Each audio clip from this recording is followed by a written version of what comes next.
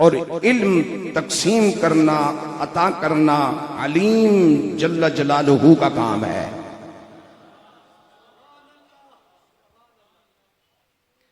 اب یہ اس کی اپنی مرضی ہے کہ وہ اپنی کسی بندے کو کتاب و استاد کے ذریعے علم عطا فرمائے یا خود کرم کر دے۔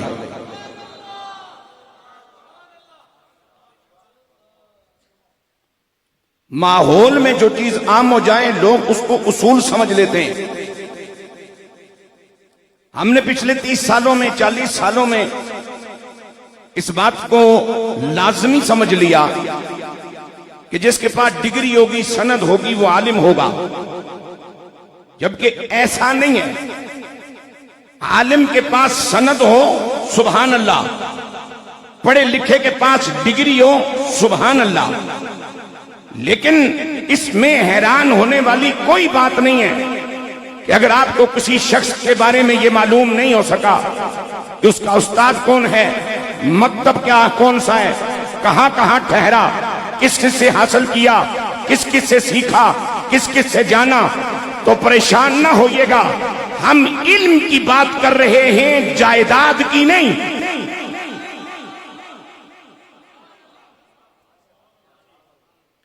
بات علم کی ہو رہی ہے، تقسیم ہونے والے کاروبار کی نہیں۔ اور علم وہ نور ہے جو علیم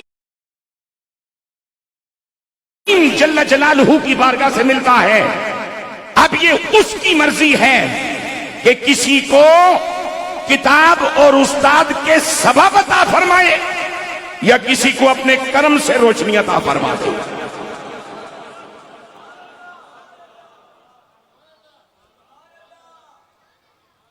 اب میں چونکہ وقت بھی بچانا ہے، میرے حضرت کی طبیعت بھی مناسب نہیں ہے، آپ چونکہ شفیق ہیں تشریف لے آ چکے، ہمارے بہت خوبصورت اور عظیم مہمان، بین الاقوامی شہرت کے حامل ثنا خوان مصطفیٰ کریم صلی اللہ علیہ وسلم اور بہت ذمہ دار طبیعت اور مزاج کے حامل ثنا خوانوں میں جناب شہزاد حنیف مدنی صاحب بھی تشریف فرما ہو چکے۔ آپ کو بھی ہم نے سماعت کرنا ہے، بس میں یہ بات جو چھیڑی ہے اس کو پوری کرنا چاہتا ہوں۔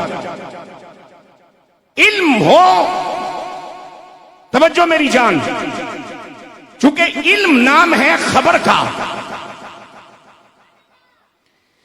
اشتہار جن لوگوں نے پڑھا انہوں نے معلومات لی، جو اسلام آباد سے آئے کھنہ پل سے آگے جہاز گراؤنڈ پہ آ کے رک گئے،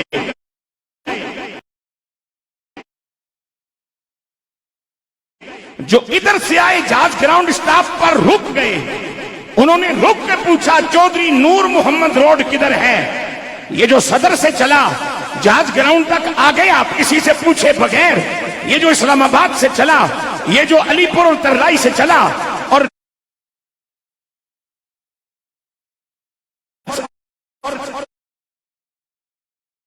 جہاز گراؤنڈ سٹاپ تک پہنچ گیا پوچھے بغیر، اس لیے نہیں پوچھا، اسے جہاز گراؤنڈ سٹاپ کی خبر تھی۔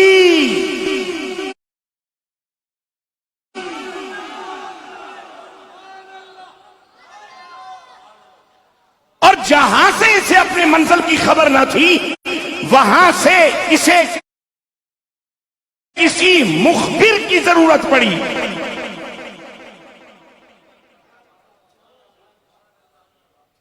اور پھر اس نے پوچھا رک گئے۔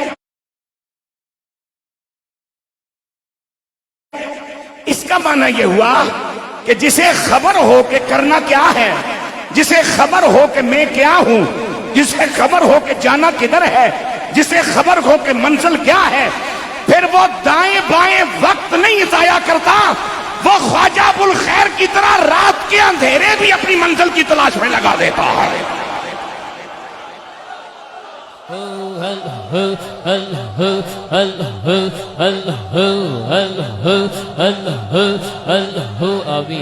اب سنیے، میں بہت اختصار کے ساتھ علم کی وہ تعریف کرنا چاہ رہا ہوں، درجنوں احادیث اور درجنوں ارشادات حضرات اہل بیت اطہار اور درجنوں ارشادات صحابہ کرام کے روشنی میں اجمالی طور پر علامہ عینی نے بیان فرمائی ہے.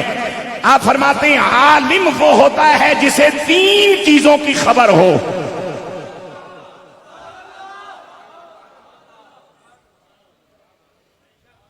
جسے بولیے کتنی چیزوں کی؟ 3 چیزوں کی. سونیا کون سی؟ فرمایا وہ کملی والے کے اقوال سے بھی آگاہ ہو,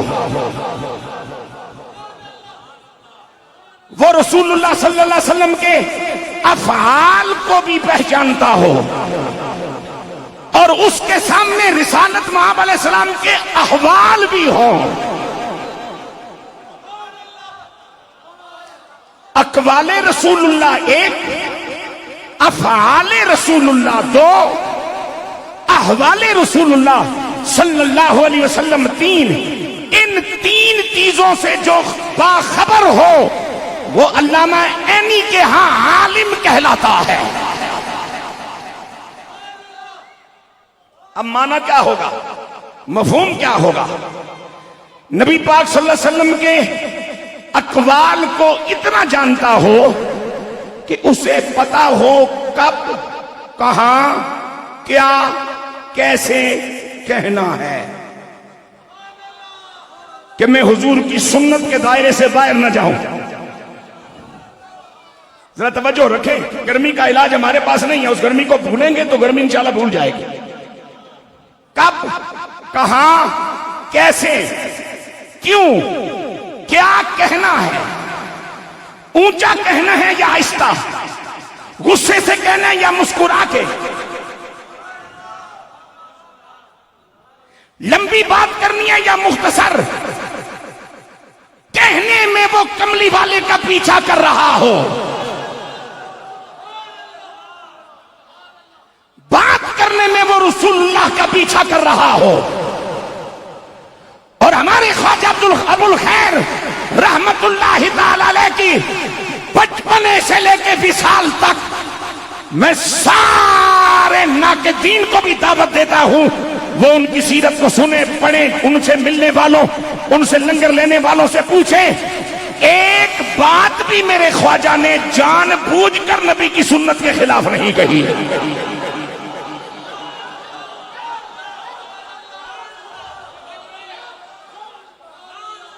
یہ جان بوجھ کا لفظ میں نے اس لیے استعمال کیا ہے کہ ہم کسی معصوم کا تذکرہ نہیں کر رہے.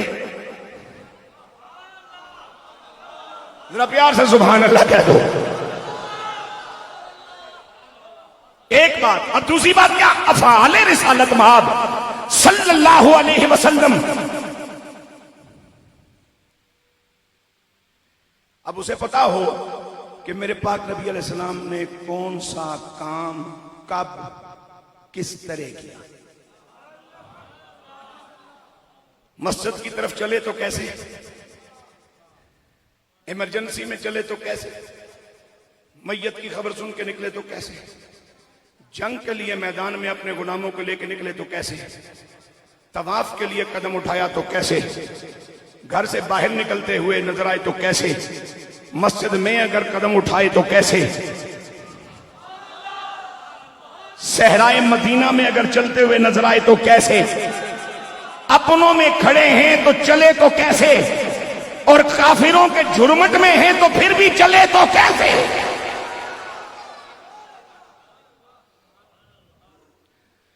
مجھے ایک بات یاد آ گئی. سیدنا محی الدین ابن عربی علیہ رحمت شیخ اکبر نے ایک بات کہی ہے. انہوں نے فرمایا میری تحریروں میں اگر آپ کوئی ایسی حدیث پڑھو علماء کرام کہ جو حدیث پاک کی مروجہ کتب میں تمہیں نہ ملے تو پریشان نہ ہونا, ریسرچ پہ وقت نہ ضائع کرنا, ہم پہ اعتماد کر لینا. اگر اتنے سارے لوگ پیچھے سے مام دے کہہ کہ تم پہ اعتماد کرتے ہیں, تم بھی ہم پہ اعتماد کر لو. خیر ہے بابا, کیوں اعتماد کریں, ہم مولوی لوگ ہیں, ہم جب تک ثابت نہ ہو نہیں مانتے. تو انہوں نے کہا بات یہ ہے کہ یہ اللہ کا بندہ ان خوش نصیبوں میں شامل ہے کہ ہمیں جب زندگی میں کوئی الجھن آتی ہے, کوئی دقت آتی ہے, کوئی بات سمجھ نہیں آتی اور کس کی رہنمائی نہیں ملتی, یا قرآن کے سارے احکامات کو ہم اپنے مسائل کے عین مطابق نہیں سمجھ پاتے, تو ہم استغاثہ حضور کی بارگاہ میں پیش کرتے ہیں، آقا کرم فرما کے زیارت عطا کرتے ہیں، کملی والے سے پوچھ لیا کرتے ہیں۔ اتھے کڑی سند لیا سے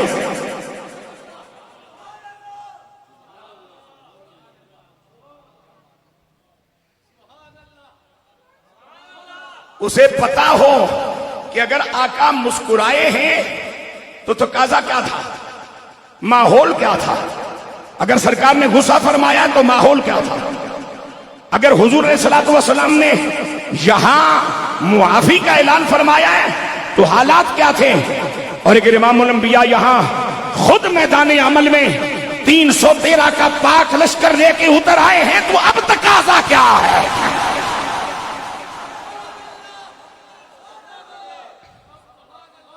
اور اگلی بات، وہ میرا میدان نہیں، چونکہ میں اتنا سمجھدار نہیں ہوا اس میدان میں ابھی، لیکن جو سائیں کی نگاہوں کا صدقہ مجھے لنگر نصیب ہے اس کو چھپانا بھی بخل میں آئے گا۔ احوال رسالت میں آپ صلی اللہ علیہ وسلم کو جانتا ہو، یہ وہ دنیا ہے جو لفظوں سے بیان نہیں ہو سکتی، یہ جو دنیا ہے جس پر تبصرہ نہیں ہو سکتا، یہ وہ دنیا ہے جس کو لفظوں میں لکھ کے اس کی کیفیات کو سمجھا نہیں جا سکتا۔ میں ایک بات اپنی بیتی آپ کی خدمت میں عرض کر دوں، شاید میرے ساتھ ایسے ہوا یا آپ کے ساتھ بھی ہوا ہوگا، غار حرا پہ جانے والا شخص جب غار حرا کے نیچے کھڑا ہو کے یوں دیکھتا ہے نا تو ایک مرتبہ پریشان ہو جاتا ہے، بہت اونچائی ہے بھائی، کیسے جائیں گے، لیکن شوق اسے لے جاتا ہے، شوق آپ کی گرمی کو بھی دور کرے گا، ایک مرتبہ سبحان اللہ کہہ دیں۔ یہ شوق بڑی چیز ہے، اس میں بڑی جان ہے، بڑا دم ہے اس میں۔ اچھا، لیکن جو ہی آپ کچھ سیڑھیاں چڑھنے لگے نا تو پھر طبیعت آسانیاں محسوس کرتی ہے، مزاج میں سکون آتا ہے، کلیجہ مطمئن ہوتا چلا جاتا ہے، بندے کا حوصلہ بڑھتا چلا جاتا ہے، خوشی اور کیف کی ایک حالت بندے پہ طاری ہوتی چلی جاتی ہے، اور اسے خبر ہی نہیں لگتی وہ حرا کے اوپر پہنچ جاتا ہے۔ لیکن غار ثور کی زیارت کے لیے اگر آپ جائیں تو پھر جوں جوں آپ چڑھیں گے طبیعت میں بوجھ بڑھے گا، تھکاوٹ بڑھے گی، مزاج میں الجھاؤ آئے گا۔ یہ جب بات ایک نہیں، دو نہیں، 3 مرتبہ مسلسل میرے ساتھ گزری تو میں ایک صاحب حال کی خدمت میں پہنچا۔ میں نے اسے پوچھا، میں نے کہا حضور یہ بتائیے یہ کیفیت مجھے محسوس ہو رہی ہے، کوئی شیطان کا شر ہے، کوئی اور مسئلہ ہے یا کیا چکر ہے؟ انہوں نے کہا نہیں کچھ بھی نہیں، یہ حال کی دنیا کی بات ہے۔ میں نے کہا قبلہ وہ کیسے؟ فرمایا کملی والے آقا حرا پہ جب بھی گئے خوش ہو کے گئے، مچلتا کلیجہ لے کے گئے، اطمینان کے ساتھ گئے، اپنی رضا کے ساتھ گئے، اور حضور جو مزاج لے کے حرا کی چوٹی چڑھتے رہے، ان پتھروں نے کملی والے کے طلبوں سے نبی کا وہ مزاج کیچ کر لیا۔ نہ نصیب ہو تو ابو جہل کو بھی کچھ نہیں ملتا، نصیب میں ہو تو پتھر بھی بہت کچھ پا جاتے ہیں۔ وہ جو کیفیت تھی نا، حال تھا نا کملی والے کا، اس کے اثرات کو جب پتھروں نے اپنے سینوں میں محفوظ کیا تو اب وہ قیامت تک یہ لنگر آنے والوں کو بانٹتے رہیں گے، اور محسوس یہ اسی کو ہوگا جس کا اپنا حال سانس لے رہا ہو۔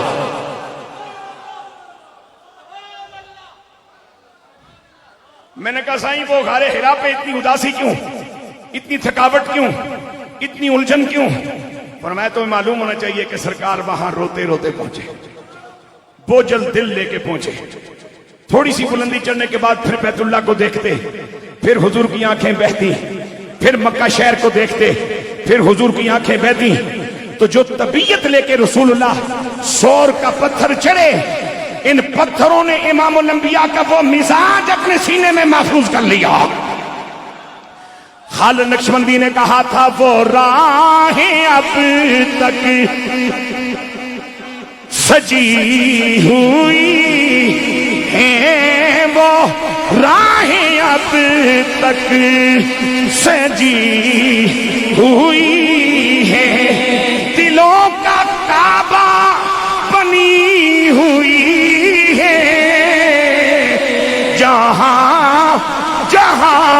سے حضور گزرے، جہاں جہاں سے حضور گزرے، ہے نقش اپنا جما جما کر، جو اب تک خاموش بیٹھے ہیں وہ سبحان اللہ کہتے ہیں۔ سبحان اللہ، سوئے نصیبوں کو جگاؤ۔ واہ واہ، سبحان اللہ۔ میں اب اپنے علماء دوستوں سے کہہ رہا تھا، جب محفل پورے عروج پہ تھی، میں نے کہا گناہ اور سوشل میڈیا کی نجاست سے جو دل میلے ہو چکے نا، انہیں اب یہ اللہ کا ٹکڑا ہی صاف کر سکتا ہے۔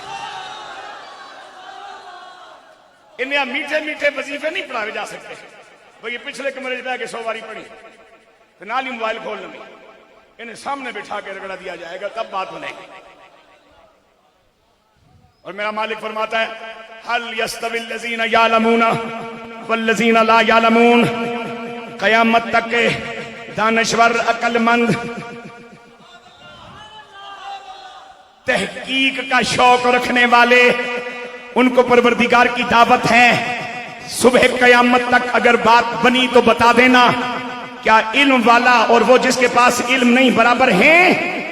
نہیں نہیں نہیں نہیں نہیں۔ اور بندہ عالم ہونے کے لیے اسے کون سی خبر چاہیے کہ پتا ہو کہ معبود کو راضی کیسے کرنا ہے؟ اور نبی کے غلام کو عالم ہونے کے لیے اس خبر کا پتا ہونا چاہیے کہ کملی والے کی اطاعت کس انداز سے کرنی ہے، اور رسول اللہ کی امت سے محبت کرنے والے، ان کے لیے درد رکھنے والے کو پتا ہونا چاہیے کہ نبی کی امت کو بہتر کیسے کیا جا سکتا ہے۔ اور آخری بات، میری گفتگو کا آخری جملہ، یونیورسٹیوں میں، اسکولوں میں، کالجوں میں، مدارس دینیہ میں صدیوں سے ایک سلسلہ ہے، جب کوئی پڑھ لیتا ہے نصاب متعینہ مقررہ مجوزہ تو اس کو پھر سند دی جاتی ہے۔ میرے نبی کی بارگاہ سے جنہوں نے علم حاصل کیا نا، انہیں رب نے بھی سند دی۔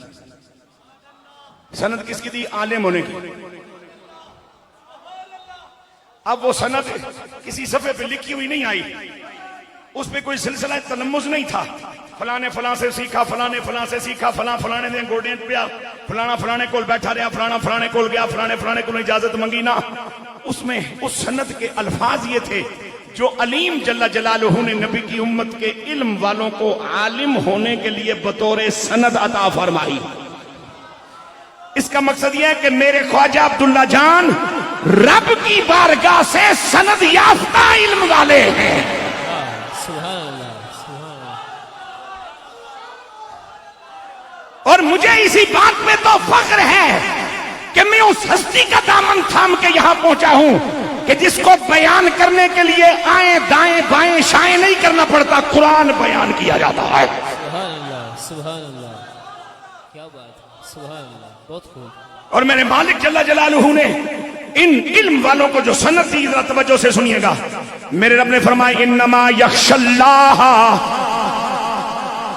اللہ من عبادہ العلماء۔ سبحان اللہ، سبحان اللہ۔